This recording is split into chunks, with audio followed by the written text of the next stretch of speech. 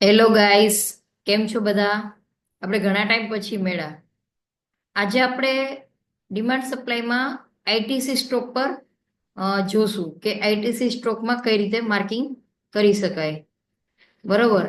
બીજું કે પાછલા જે જોયા હતા ઓલમોસ્ટ બધાના ટાર્ગેટ ડન થઈ ગયા છે અને આપણે જેટલા પણ સ્ટોક મૂકેલા અંબર એન્ટરપ્રાઇઝ, નોકરી, મોતીલાલ, બોસ એ બધા સપ્લાય પર આવી ગયેલા છે. મતલબ આપણો ટાર્ગેટ અચીવ થઈ ગયો છે. આજે આપણે આઈટીસી ઉપર જોઈશું. આઈટીસી ને પેલા સૌથી પેલા મંથલી ટાઈમ ફ્રેમમાં જોશું. મંથલી ટાઈમ ફ્રેમમાં જોશું એટલે આપણા રૂલ્સ પ્રમાણે પેલા તો ઓલ ટાઈમ હાઈ નિયર હોય તો ઓલ ટાઈમ હાઈ માર્કિંગ કરી નાખું. ધેન કરંટ પ્રાઇસ થી ઉપરની સાઈડ જશું એટલે સપ્લાય ઝોન અને કરંટ પ્રાઇસ થી નીચેની સાઈડ આવશું એટલે ડિમાન્ડ ઝોન.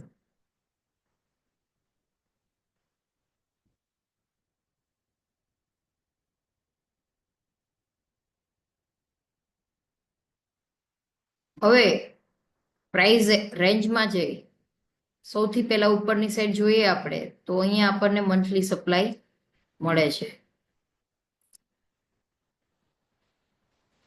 બધી વસ્તુને ક્લિયર કટ લખશું. એને આપણે કંટ્રોલિંગ સપ્લાય ઝોન પણ કહી શકાય. Monthly controlling.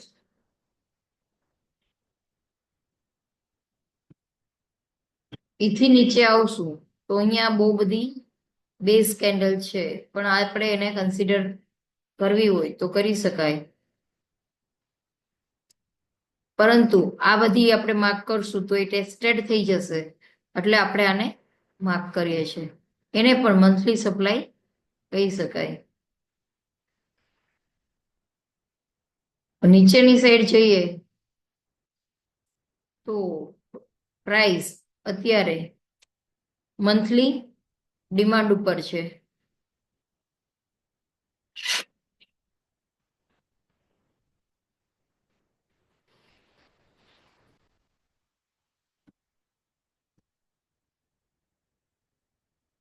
Monthly demand.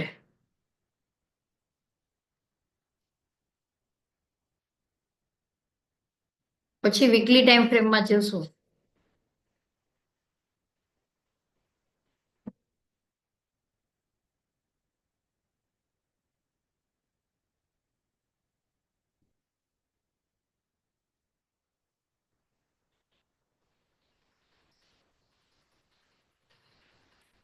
અહીંયા એક વીકલી સપ્લાય મળે છે. અહીંયા પર છે લેવલ પર લેવલ ડ્રો કરવાનું. એવું નહીં કે એક કરી નાખ્યું છે તો બીજું નહીં કરીએ. કેમ કે કોઈ પણ સપ્લાય નાનો મોટો લોઅર ટાઈમ ફ્રેમ કે હાયર ટાઈમ ફ્રેમ એ તમને ઓપોઝિટ ડાયરેક્શનમાં સ્ટોકનું રિજેક્શન આપશે. પ્રાઇસને મૂવ કરવામાં રિજેક્શન આપશે. એટલે મેક્સિમમ જેટલું તમે પ્રાઇસ પ્રિડિક્શન કરી શકો એટલું માર્કિંગ કરવાનું. હવે જોઈએ આપણે તો પ્રાઇસ મંથલી ડિમાન્ડ ઉપર તો છે અવેલેબલ.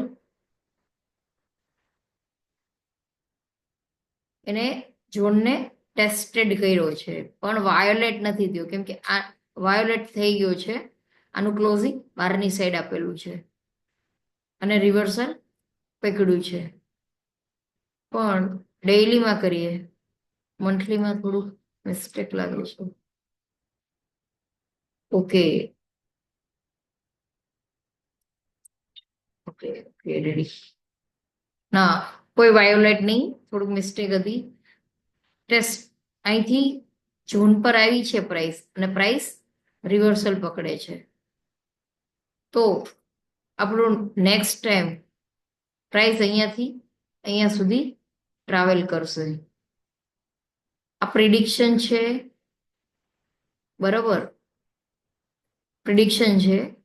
આપણે અઝ્યુમ કરી શકીએ કે આવું કંઈક થશે. પછી ડેઇલી ટાઈમ ફ્રેમમાં જઈએ તો આ પ્રાઇસ એક રેન્જ ઉપર છે.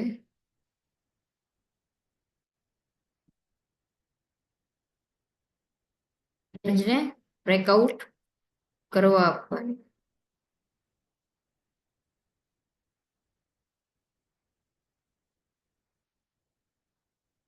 તો આપણને સરસ મજાની જગ્યા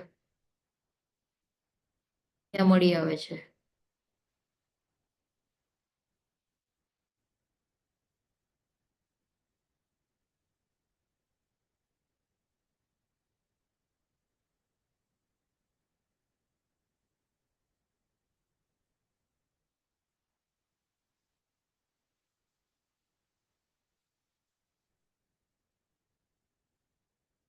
સપોર્ટ બીકમ રજિસ્ટરની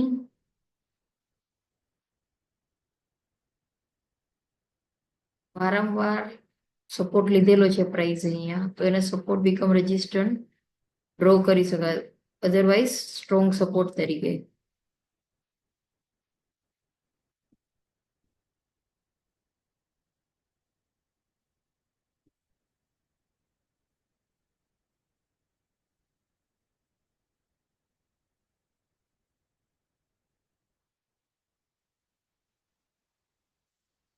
માં જશું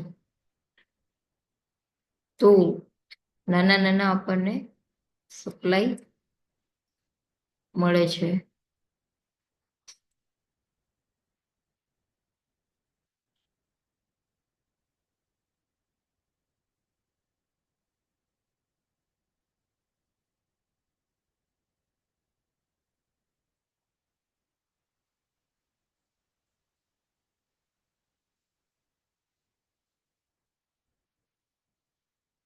મતલબ પ્રાઇસ ને પહેલા તો આ ઝોનમાં ટ્રાવેલ કરવી પડશે, પછી ટ્રેડ પ્લાન થશે.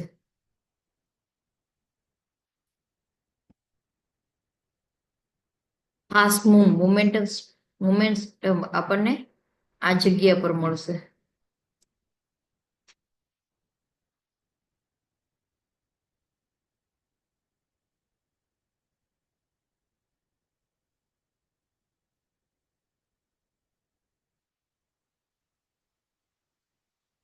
આ જગ્યા પર આપણને મળશે.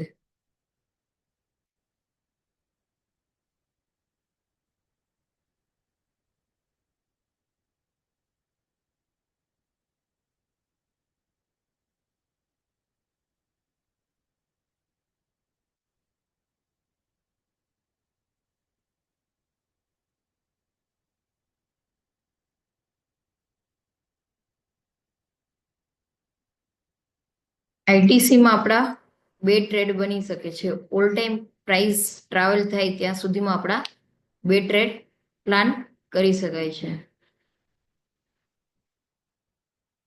ડિમાન્ડ સપ્લાય થિયરીને ડીપલી શીખવા માટે કોન્ટેક્ટ મી. Thank you.